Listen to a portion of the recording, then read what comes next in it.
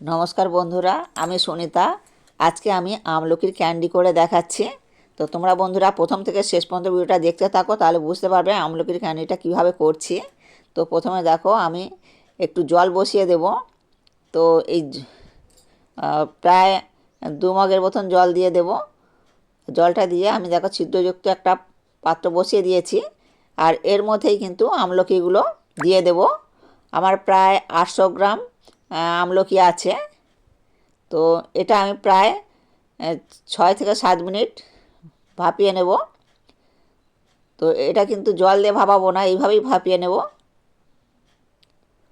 তো 10 মিনিট, 6 থেকে 7 মিনিট এর মধ্যেই হয়ে যাবে।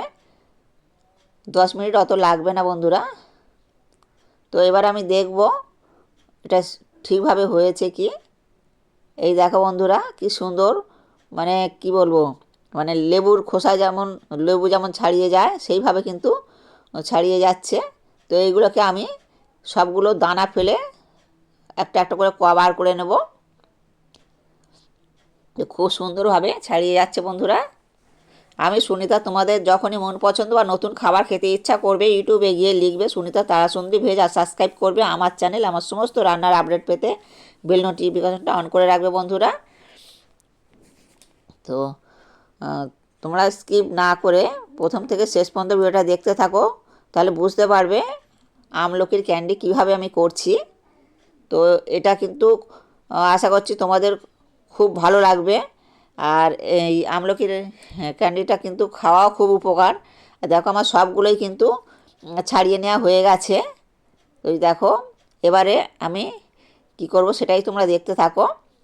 এখানে আমি 800 আমলকির সঙ্গে 250 গ্রাম চিনি নিয়েছি। তো আর এটা কিন্তু আমি আলাদা করে অল্প একটু পেস্ট করে রেখে দিলাম।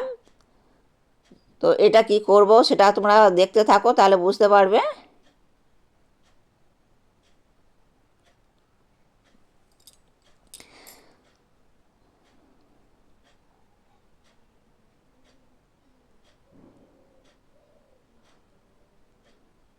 তো আমি চিনিটাকে কিন্তু মাখিয়ে নিলাম।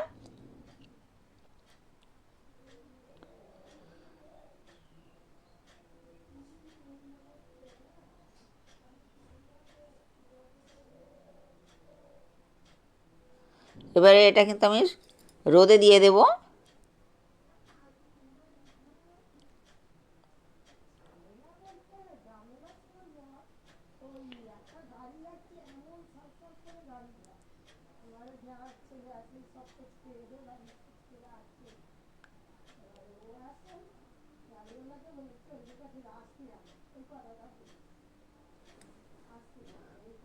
সরি বন্ধুরা, রোদে না দিয়ে আমি কিন্তু এটা একদিনের জন্য রেখে দেবো।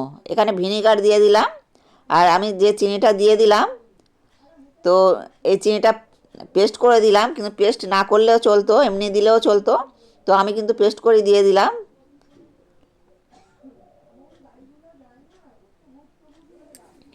তো এটা ভালো করে একটু মাখিয়ে নেব।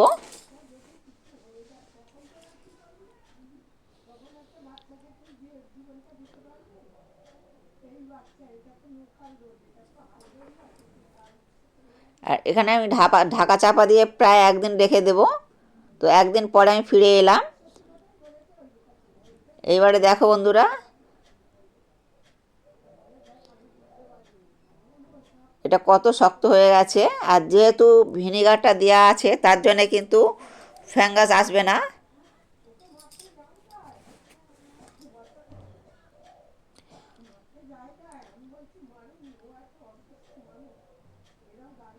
এবারে এটা আমি আস্তে আস্তে তুলে নেব। জলটা অবশ্য মানে চিনি রসটা আর কি ঝরিয়েই তুলে নেব। আর এই ছিদ্রযুক্ত একটা গামলার মধ্যে কিন্তু রাখবো জলটা, মানে এই যে চিনি রসটা, এটা কিন্তু ঝরিয়েই তুলে নিতে হবে।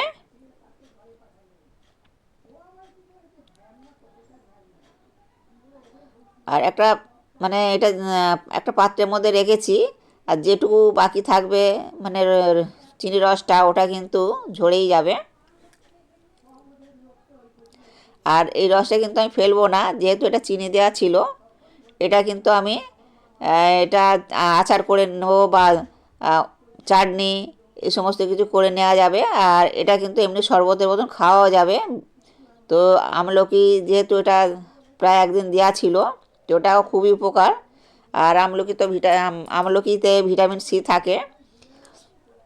তো এখানে দেখো আমি 2 চামচ আবার চিনি দিয়ে দিলাম।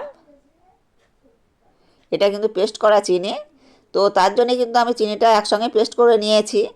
আর কিছুটা মাখিয়ে আমি রেখে দিয়েছিলাম একদিন, আর কিছুটা রেখে দিয়েছিলাম।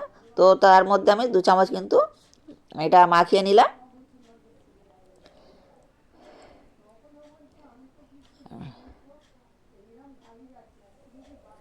তোমরা বন্ধুরা একবার হলেও কিন্তু এটা করে দেখবে, ভীষণ ভীষণ সুন্দর খেতে লাগে। আর এই দেখো বন্ধুরা, আমি এতে ঢেলে নিলাম। আর যেহেতু চিনি রসটা ঝরে গেছে, তার জন্য কিন্তু আমি একটু শুকনো শুকনো হয়ে গেছে, আর একটা থালার মধ্যে ঢেলে নিলাম। তো এবারে কি করব সেটাই দেখতে থাকো বন্ধুরা। এই দেখো এখানে আমি রোদে নিয়ে দিয়ে দিচ্ছি।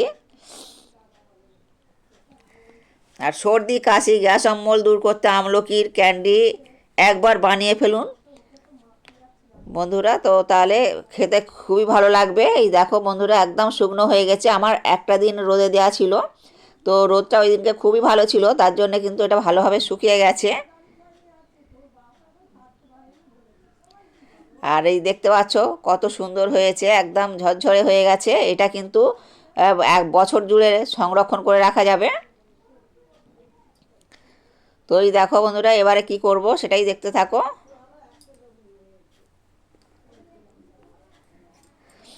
যাদের মানে গ্যাস অম্বল সর্দি কাশি সবসময় লেগে থাকে, তারা কিন্তু এইভাবে মানে আমলকির ক্যান্ডিটা করে রাখবে, তাহলে কিন্তু এই সমস্ত সমস্যাগুলো থেকে এড়িয়ে যাওয়া যেতে পারে।